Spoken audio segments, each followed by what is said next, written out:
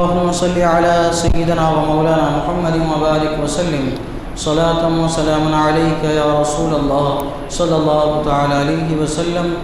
أعوذ بالله من الشيطان الرجيم. بسم الله الرحمن الرحيم. ولما سكت عن موسى الغضب أخذ الألواح وفي نسختها هدى ورحمة للذين هم لربهم يرهبون. اور جب موسیٰ کا غصہ تھما تختیاں اٹھا لی اور ان کی تحریر میں ہدایت اور رحمت ہے ان کے لیے جو اپنے رب سے ڈرتے ہیں.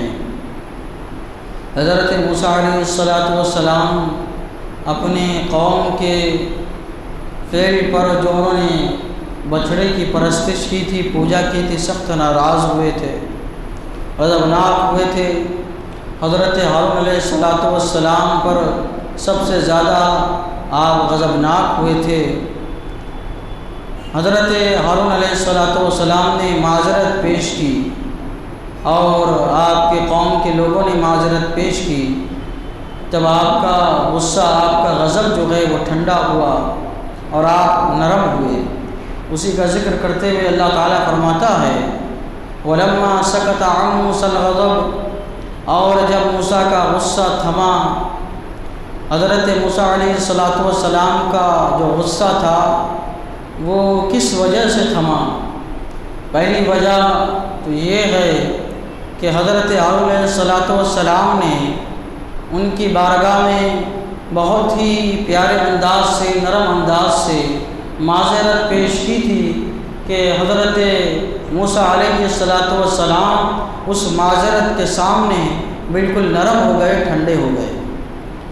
یا آپ کی قوم نے توبہ کی اور آپ کو وعدہ دلایا کہ ہم اب اس کے بعد اس قبیح حرکت کو انجام نہیں دیں گے، اس کے قریب نہیں جائیں گے.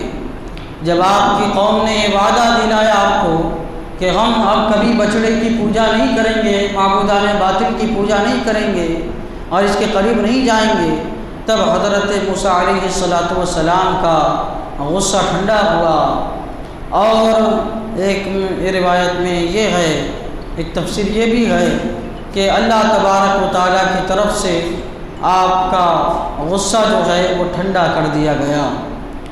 الغرض یہ کہ حضرت موسیٰ علیہ السلام جو غضبناک تھے، آپ کا غصہ ٹھنڈا ہو گیا.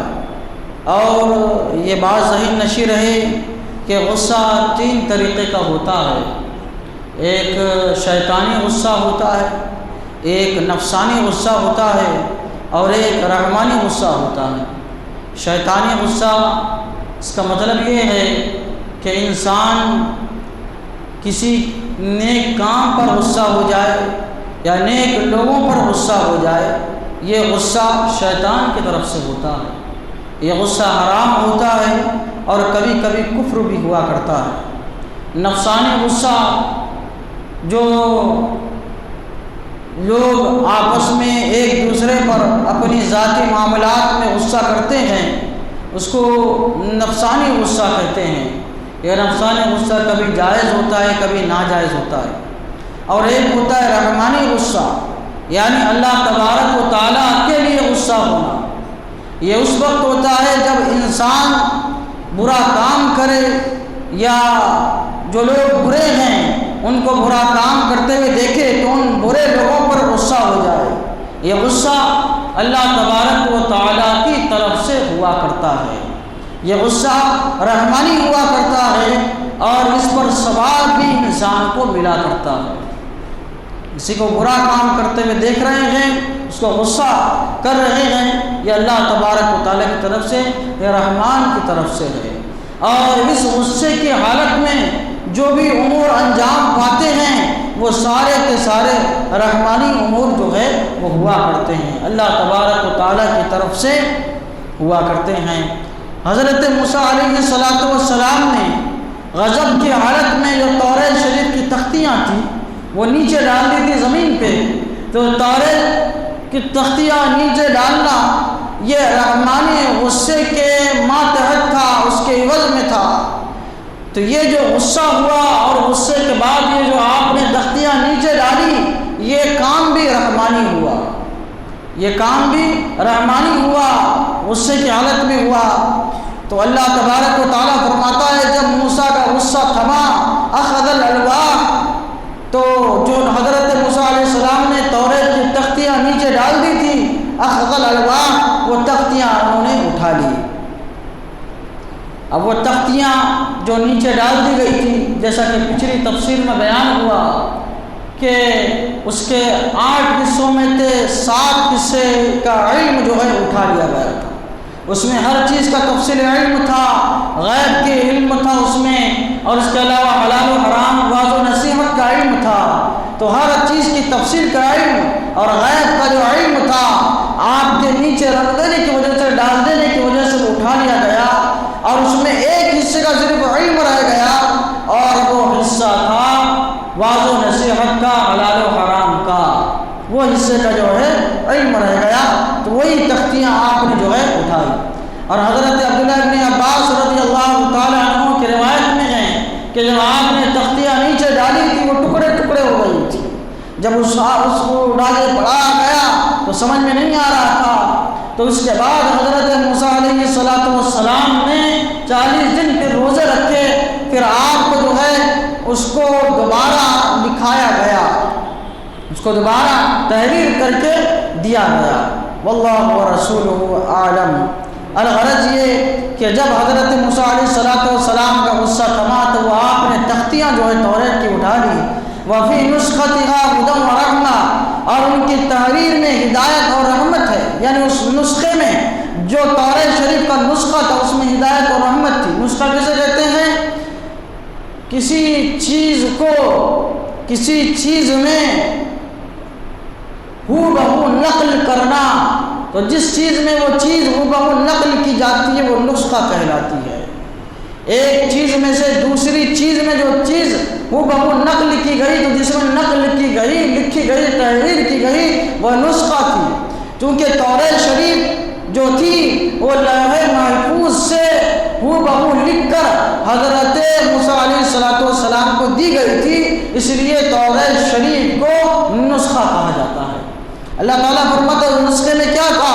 ہدایت تھی، گمراہی سے بچنے کے لیے، رحمت تھی، یعنی اللہ تعالیٰ کے عذاب سے رحمت تھی۔ ہم لربہم یرہبون، ان کے لیے جو اپنے رب سے ڈرتے ہیں، رب سے ڈرنے والوں کے لیے اس میں رحمت تھی۔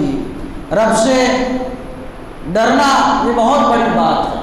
اللہ تبارک و تعالیٰ کا عرفان اور ایمان جب ایک انسان کو صحیح معنوں میں حاصل ہوتا ہے تو انسان کو اللہ تبارک و تعالیٰ کی خشیت حاصل ہوتی ہے۔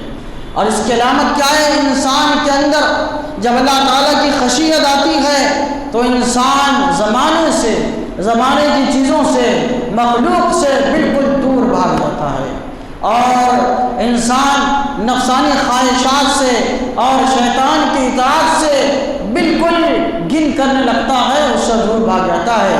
جب انسان کے دل میں اللہ کی خشیت آتی ہے، انسان کے اندر یہ کیفیت جو ہے وہ پیدا ہو جاتی ہے۔ یہ کیفیت پیدا ہونا بہت بڑی بات ہے۔ حضرت یحییٰ ابن زکریا علیہ السلام نے ایک مرتبہ جو کی روٹی تناول فرمائی اور آپ کو نیند کا غلبہ ہوا، آپ آرام کرنے لگے، سو گئے۔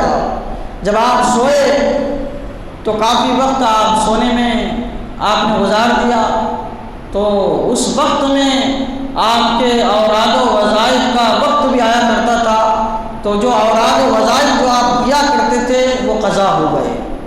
اللہ تعالیٰ نے آپ کو ندا فرمائی کہ اے یحییٰ، کیا تم کو ہمارے دار سے بہتر دار مل گیا؟ کیا تم کو ہمارے جوار رحمت سے بہتر جوار رحمت مل گئی؟ کیا تم کو ہم سے، ہمارے فضل سے بڑا فضل مل گیا؟ اس کے بعد اللہ تبارک و تعالیٰ نے ارشاد فرمایا کہ اے یحییٰ ابن زکریا، اگر تم فردوس اعلیٰ کو جھانک لو، یعنی جنت کو تم دیکھ لو، تو تم اس کے اشتیاق میں، اس کی چاہت میں اپنے آپ کو پگھلا دو گے اور اس کی بس تمنا کرو گے۔ اور اگر تم جہنم کو جھانک لو گے تو اس کے خوف سے اتنا ڈرو گے کہ ہمیشہ میری عبادت کرو گے، ریاضت کرو گے، اور اچھے لباس پہننا، عمدہ غذائیں کھانا یہ تم چھوڑ دو گے، اور اپنے جسم پر وہ ٹاٹ کا لباس پہنو گے۔ یعنی یہ کہ انسان کو چاہیے کہ اپنے اندر خوف الہی پیدا کرے، اور خوف الہی، خشیت الہی یہ اللہ تبارک و تعالیٰ کا خاص جو ہے وہ عطیہ ہے۔ یہ عطیہ اللہ تبارک و تعالیٰ اپنے خاص محبوبوں کو عطا فرماتا ہے، اور یہ جو ہدایت ہے، رحمت ہے اللہ تبارک و تعالیٰ کی، یہ انہیں ڈرنے والوں کے لیے، اللہ تعالیٰ کا خوف رکھنے والوں کے لیے، خشیت رکھنے والوں کے لیے اللہ تبارک و تعالیٰ عطا فرماتا ہے۔ جیسا کہ حضرت یحییٰ ابن زکریا علیہ السلام اور اللہ تبارک و تعالیٰ کے جو خاص بندے تھے ان کے اندر یہ خوف اور خشیت رہا کرتی تھی۔ اللہ تعالیٰ کی بارگاہ میں دعا ہے قرآن شریف سیکھنے سمجھنے اور اس کے مطابق ہم سب کو اپنی زندگی گزارنے کی توفیق عطا فرمائے۔ اشہد ان لا الہ الا اللہ و اشہد ان محمدا عبدہ ورسولہ وصلی اللہ تعالی علی سیدنا محمد وعلی آلہ وصحبہ اجمعین برحمتک یا ارحم الراحمین۔